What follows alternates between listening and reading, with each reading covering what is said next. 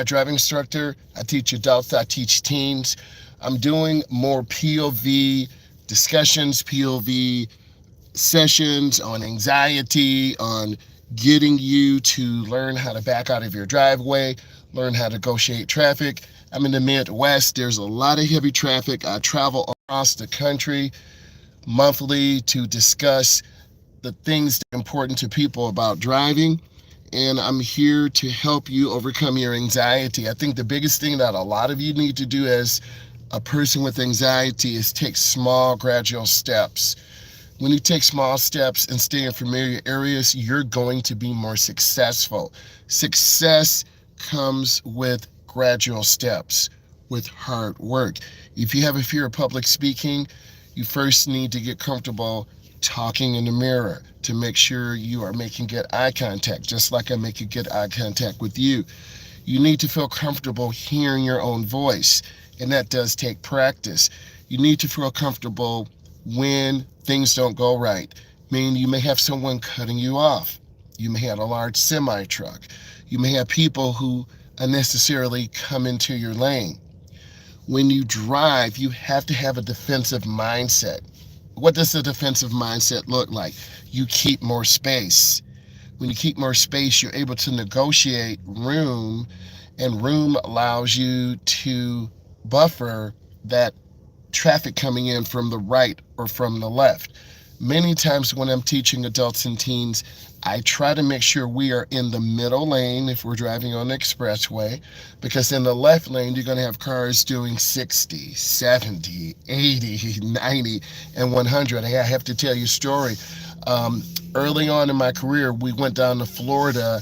We had a drag racing event in Moroso Motorsport Park.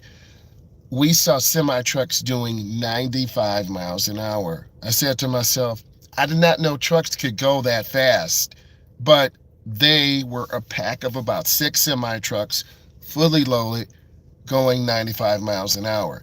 So that really amazed me, and I said to myself, wow, that's really dangerous because those trucks are so big. What if they had a blowout?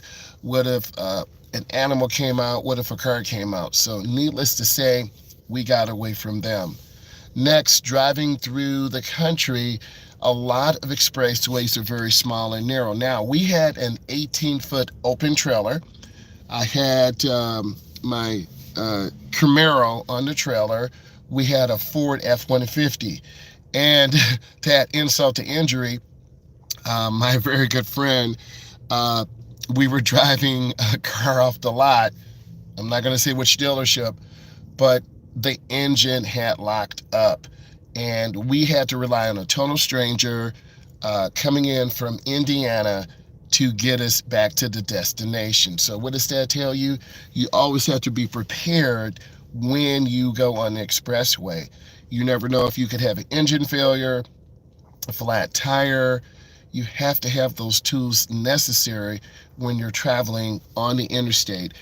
It's okay to, you know, rely on someone, but you really got to rely on yourself.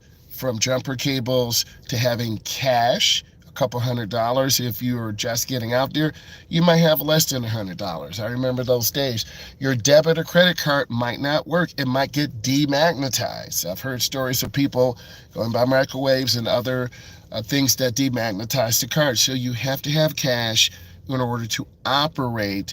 And if you get tired on the road, you've got to pull over, because tired driving, drowsy driving is dangerous driving, because I've been there in those situations coming back from Indiana, going to my engine builder's shop, getting the new bullet for the next race, driving 3 in the morning, 4 in the morning. Am I going 70? Am I going 60? Team, I was daydreaming. I was tired. So I had to pull over and rest for an hour. I got to my destination about 5:50 in the morning, but I made it. But also, one time I ran out of gas. I had my 3/4 ton van. The gas gauge was at 1/4 of a tank. And if you had a van before and you're hauling something, it puts more stress and strain on the engine, more stress and strain on the transmission. I literally ran out of gas coming up to the gas station. So you have to be prepared. It costs more money than you think if you need repairs. I've had blowouts before on the expressway. And if you haul a trailer, you need to make sure you properly check your air pressure at 65 pounds. I have an 18-foot open trailer at the house. The car's on the trailer. Before I even go out to the track or to an event or to a show, you've got to do your maintenance checks. You've got to check all the lug nuts. You got to check all the electrical connections. Do the trailer lights work? Do the backup lights work? Does the light work over the license plate? Maintenance, maintenance, maintenance. If you have one of these types of vehicles or regular vehicle, you've got to check your tires. Once a month, you need to check your tires. If you're new to driving, I'll put together some videos on maintenance. What does a good tire look like? What does a bad tire look like? Maintenance is one of the most neglected things, thank you for the thumbs up, that I see. And yes, I'm a car enthusiast, but also I'm guilty of not staying on top of those oil changes, being 10,000 miles over, 15,000 miles over. And that does nothing but put sludge into your engine. And then when you need an engine repair, they're not going to cover it under warranty. Okay. The next failure I want to tell you about, I had a SRT Jeep, a 2014 SRT. We made it a 426.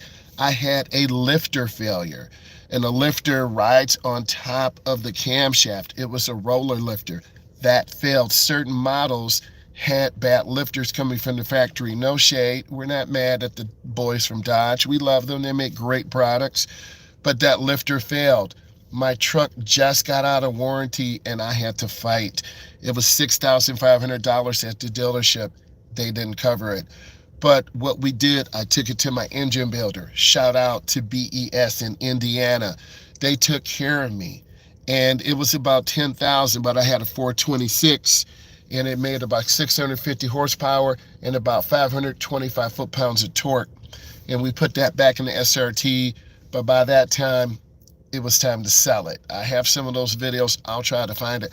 What is the story behind this? You got to take care of your maintenance. A warranty is good, but a lot of times the warranty is not really needed. Are you driving from home to work? Are you driving from work to school? Once you get out of high school, you should be having a job. You shouldn't be laying up in mama's house, dad's house, getting girls in and out, boys in and out. You know what I'm saying. I'm speaking the truth now. You need to get that job. And you're going to be, if you're in the city, you might have to go out to the suburbs. If you're in the suburbs, you might have to drive from the city. That's a 30-minute drive. That's a 45-minute drive. That's $20 about every 2 days in gas. I'm talking to my people who know how to drive. And if you know how to drive, give it a thumbs up. So it's really important that you plan. It takes money to operate during the week. My dad always said that, hey boy, it takes money to operate. Him coming from Alabama, and I really didn't understand that as a young black guy. I'm like, Dad, what are you really talking about? But he was trying to give me value, right? He was an electrician. And little did I think, if I would have listened to him and had the vision, I could have had my own electrical company, thinking about generational wealth. Think about that. But I was a young guy out of high school. I had 5 offers for football. They wanted me to stay in the city. I'm like, no, I'm leaving. I'm going out west. I don't really want to be here. But what my dad and mom were trying to teach me, my dad was an electrician. He worked for the automotive company, right? Mom was a nurse, both college educated. Listen to your mom. Listen to your dad. My dad always said, boy, make sure you have good tires on your car. Again, I'm thinking, what is this guy really talking about?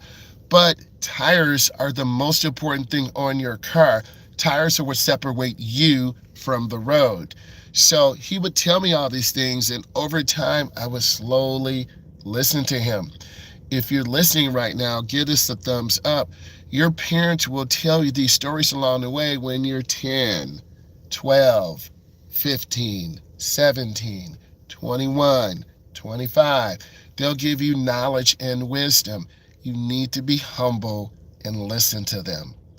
I need you to look at all my videos. I'll be going live later, and use these stories to plan your future. Bye.